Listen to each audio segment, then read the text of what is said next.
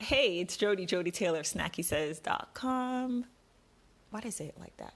Welcome back to my podcast. Today I'm thinking about food labels. Like, do you have a food label for yourself? Like, do you say, I'm a vegetarian, I'm a carnivore, I'm a pescatarian? This is something that I put zero thought into because until the last year or so, I just ate everything. Less than a year now. I literally just ate everything. No, that's not true. I stopped eating chicken. It's probably been almost 2 years now. But that's not conversation worthy. I think a lot of people have a couple of things that they don't eat and you wouldn't even notice. Like you could go out to dinner with them all the time and you wouldn't notice that they never ordered chicken because they're eating, so many other things. So I guess I'm just kind of wondering if anyone else has angst about their food labels. Like, I don't fit neatly into any labels because I'm not a vegetarian.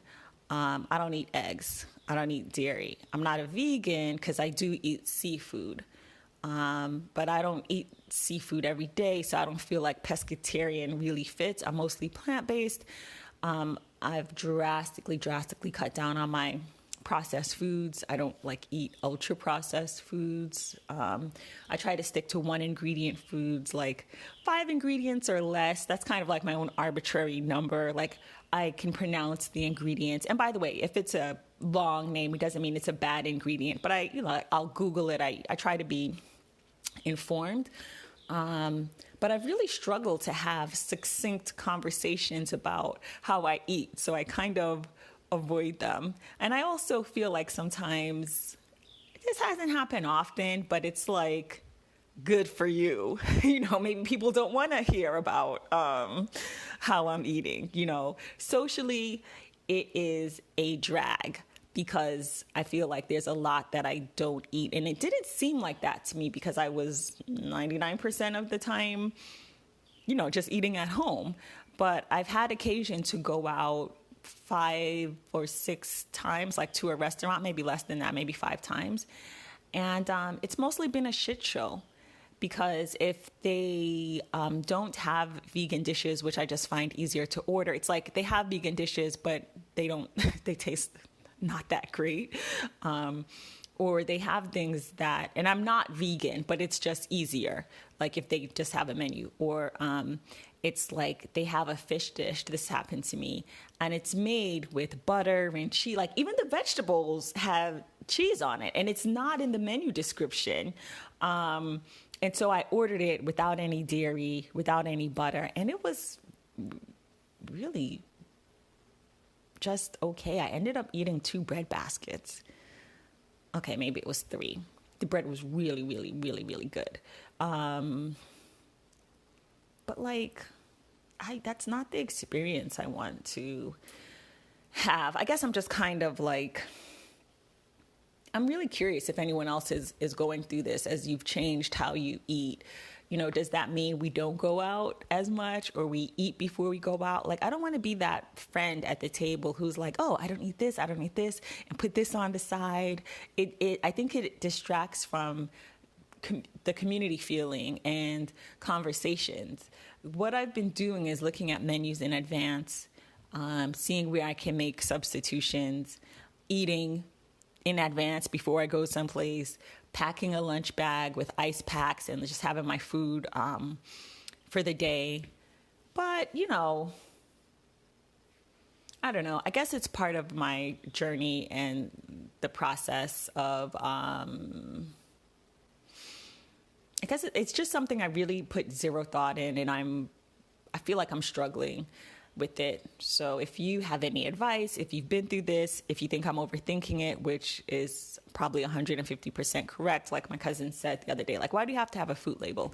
Oh, I should mention this. I have come across a food label, a flexitarian, that I'd heard before but totally forgot about. I think it encapsulates closest how I eat now, except, to be fair, I only read one article, but what I saw on the internet really describes a mostly plant-based diet with occasional meat. And I don't eat meat occasionally, like at all, since I stopped eating meat. I think the last time I had beef or pork was probably in January 2022, and I'm recording this October 2022. Might be released in November or so, but anyway, this is when I'm recording it. So, but I like the idea of it because I saw on YouTube someone said she was a flexitarian. She had been a vegan, but after an illness, it was dengue fever. She had a taste for meat, and so she's been she hasn't changed how she eats at home, but socially sometimes she'll have a bit of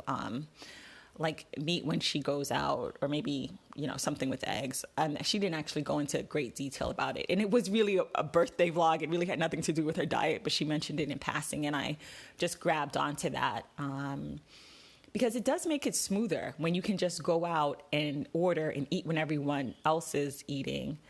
Again, I'm probably overthinking this, but maybe you're overthinking this too, where you have thoughts. I would love to hear your input, or maybe you've been through this and now you're just like, I just eat before I go home. Or if you have things that are go-tos, like now I realize, for example, here's a tip for you. If you're going through something similar, like instead of ordering, like if they have a vegetable dish that usually has a cheese sauce, that is their jam, that's their wheelhouse, just get the fries, because it's hard to mess up fries. When you're asking them to take out a dish, and by the way, they're not changing the prices of these dishes for you, right? You're paying the same price for what is not their vision. So now I'm just like, you know what? I'm going to get salmon, and it also depends on how the fish is prepared. I've learned that the hard way. Like, I think if you have a fatty fish, I like fatty fish. It is prone to have more flavor. And I had ordered a fish before that was not a fatty fish, didn't have any butter. So it was like just dry, and the vegetables without their cheese sauce. It looked different, and it just didn't taste great. So I think get a main, like that's what I'm going to do moving forward. Like if it's a fatty fish, I'm on board. No butter and some French fries, maybe a side salad, and done. I think most restaurants can pull that off, and I'll still have a good experience. So I guess I did get one thing out of the last few months. Anyway, I feel like this is like a food therapy session. If you have thoughts, please let me know. You can contact me at jodie@snackysays.com. That's JODDIE@snackysays.com. I'm interested in your thoughts on food labels, if we even need them. I have 2 new cookbooks. I think this is going to be a separate episode, because let me end here. But I got 2 new vegan cookbooks. One is the Korean Vegan. I've wanted that cookbook since it came out, or since since it came out. I think it just came out about a year ago or so.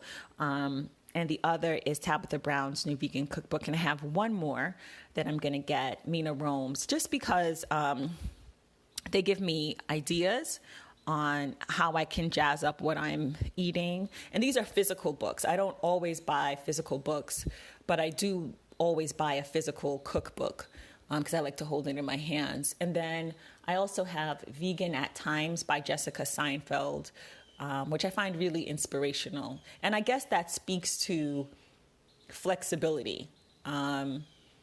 But I like flexitarian better. Okay, I'm really going to end here. If you have any cookbooks or suggestions or websites that I can check out with yummy recipes that don't have dairy or eggs or too much processed ingredients, please let me know. Thanks again and again, and thank you for listening, and good luck on your food journey, wherever you are in your food journey. Take care.